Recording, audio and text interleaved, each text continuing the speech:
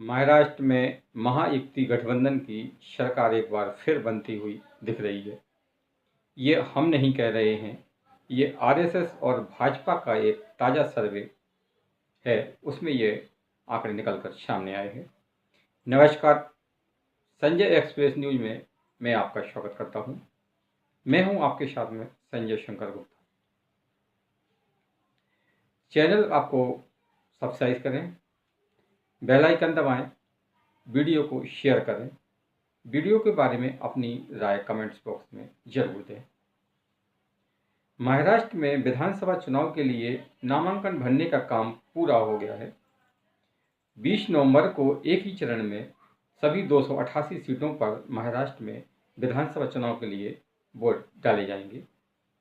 इसके पहले सभी पार्टियों के अपने इंटरनल सर्वे कराए जा रहे हैं। ऐसे में एक सर्वे भाजपा और आरएसएस यानी संघ का आया है, जिसमें महायुति गठबंधन को विधानसभा में स्पष्ट बहुमत मिलता हुआ दिख रहा है। इसमें महायुति गठबंधन को 160 सीटें यानी कि 288 सीटें विधानसभा में हैं, उसमें से 160 सीटें यानी कि स्पष्ट बहुमत मिलता हुआ दिख रहा है। महायुति में अगर हम सीटों की संख्या देखें तो बीजेपी को 90 से 95 सीटें, शिंदे की सेना को 40 से 50 सीटें, अजीत पवार की एनसीपी को 25 से 30 सीटें मिल सकती हैं।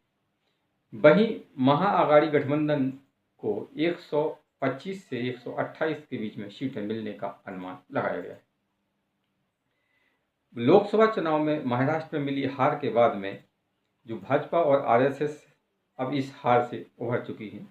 हरियाणा में मिली शानदार जीत के बाद में अब भाजपा के हौसले बुलंद हैं और वो महाराष्ट्र में भी हरियाणा वाली जीत दोहराना चाहती है। महाआघाड़ी गठबंधन में जहां सीटों को लेकर महाभारत मचा हुआ है, वहां महायुति गठबंधन ने अपनी सीटों का ये फैसला पूरा कर लिया है।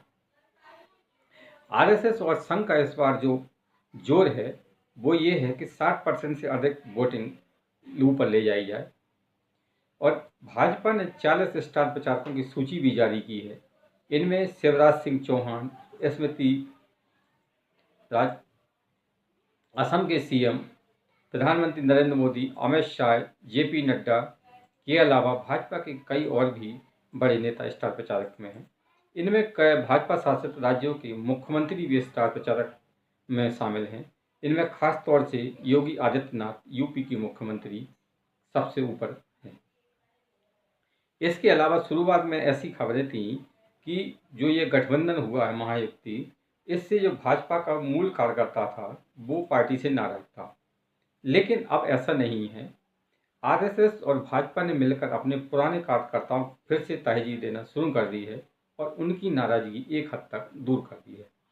इसी को लेकर आरएसएस ने माइक्रो मैनेजमेंट शुरू किया है ताकि कार्यकर्ताओं की नाराजगी को दूर किया जा सके। क्योंकि अगर भाजपा और आरएसएस का जो मूल कार्यकर्ता है, जो जमीनी स्तर पर काम करता है, अगर वो नाराज रहता तो महाराष्ट्र में भाजपा का जीतना मुश्किल हो जाता। इसीलिए भाजपा ने अपने जो पुराने कार्यकर्ता हैं, जो संघ से भी जुड़े रहे हैं और कई दशकों से ये भाजपा के लिए काम करते रहे हैं, उनको मनाने का पता कर उनको सक्रिय कर लिया है। उधर अगर हम महाआघाड़ी गठबंधन में देखें तो वहाँ पर तो सीटों को लेकर भी अभी महाभारत ही छिड़ी हुई है। अभी सीटों का तालमेल पूरा नहीं हुआ कि कौन पार्टी कितनी सीटों पर चुनाव लड़ रही है। कांग्रेस कितनी सीटों पर चुनाव लड़ रही है, शिवसेना यूबीटी कितने पर लड़ रही है, एनसीपी शरद पवार वाली कितने सीटों पर चुनाव लड़ रही है।